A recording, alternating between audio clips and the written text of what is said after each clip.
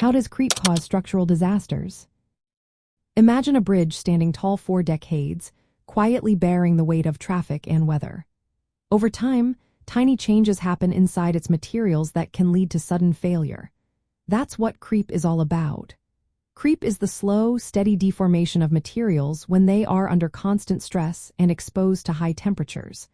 It might seem harmless at first, but it can cause big problems down the line. Even when the stress on a material is below its breaking point, creep can still make it change shape gradually. Think of it like a piece of chewing gum stretched gently over many years. Inside the material, microscopic processes like atoms sliding past each other or moving along grain boundaries cause tiny voids or cracks to form. These tiny flaws grow slowly, weakening the structure over time. In structures like power plant turbines, boilers, or industrial piping, creep is especially dangerous. These parts operate at high temperatures and are under constant stress, making them prime candidates for creep damage. For example, welds and heat-affected zones are more vulnerable because the heat changes their internal structure. As creep progresses, the material's microstructure changes, making it less tough and more prone to cracking.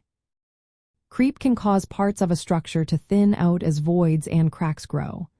This thinning weakens the load-carrying capacity of critical sections. Over time, these cracks can link up and suddenly cause a component to break.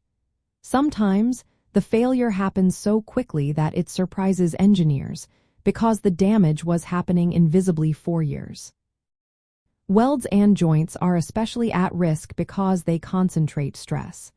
When creep damages these areas, the entire structure can become unstable.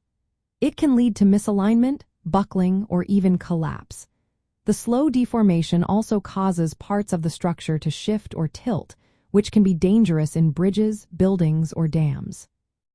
Since creep damage is gradual, it's often not visible until it's too late.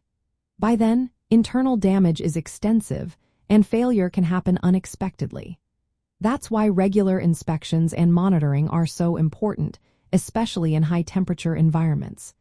Using materials with larger grain sizes, proper heat treatments, and microstructural controls can help resist creep. Understanding how creep works helps engineers design safer structures and choose better materials. It also emphasizes the importance of checking for early signs of damage before disaster strikes. Learning from past failures shows us that even slow, invisible processes like creep can have serious consequences if not properly managed.